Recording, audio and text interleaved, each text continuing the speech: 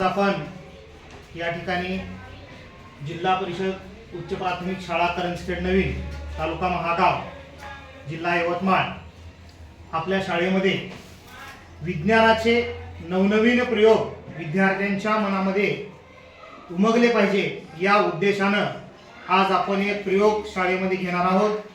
मी स्वतः सहाय्यक शिक्षक अमोल पटवारी सर व पदवीधर शिक्षक सन्माननीय माने सर या ठिकाणी आम्ही दोघं मिळून मुलांना हा प्रयोग सांगणार आहोत।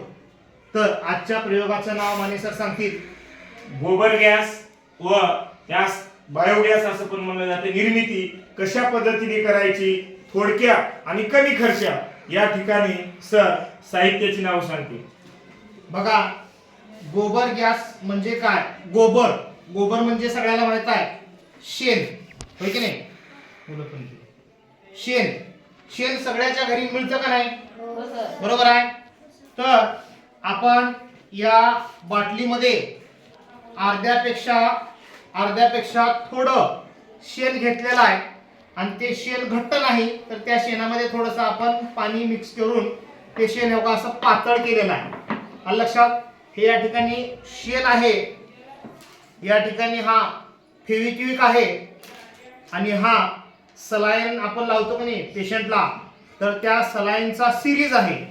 या एवढ्याच वस्तूपासून आपणाला बायोगॅस निर्मिती करायची आहे आणि त्यापासून आपणाला इंधन तयार करायचं आहे। म्हणजे स्वयंपाक करत असताना जसं गॅस पासून जाळ लागतो तसा आज तुमच्या वर्गामध्ये ह्याच्यापासून पुढं जाळ लागेल। आलं लक्षात?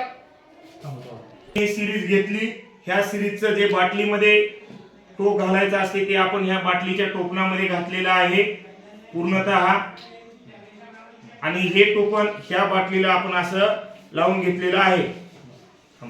ही संपूर्ण हवा बाहेर काढून आपल्याला घ्यायची आहे आणि त्यानंतर हे टोपण इथे लावायचं आहे। बघा, या ठिकाणी आपण इकडं सलाईनचे इंजेक्शन आहे आणि दुसरं टोप त्या बाटलीच्या टोपणामध्ये व्यवस्थित घालून त्याला आपण फेविक्विकच्या सहाय्याने वरून चिटकावलेलं आहे आणि थोडीशी रांगोळी टाकलेली आहे जेणेकरून हवा आरपार जाणार नाही। तसेच तुम्हाला आता इथं थोडंसं बाटली बदललेली दिसत असेल, पण बाटली थोडी मोठी मिळाल्यामुळं आपण जास्त गॅस तयार होण्यासाठी मोठ्या बाटलीला घेतलेला आहे।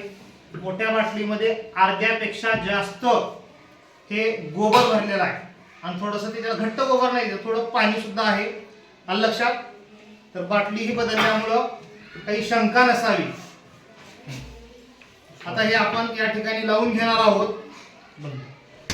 आता बघा, बॉटलीला डायरेक्ट ढक्कन असंच लावायचं नाही, तर बॉटली अशी पूर्णपणे अशी दाबायची, त्याच्यातली हवा बाहेर काढायची आणि मग हे ढक्कन आपल्याला लावायचं आहे।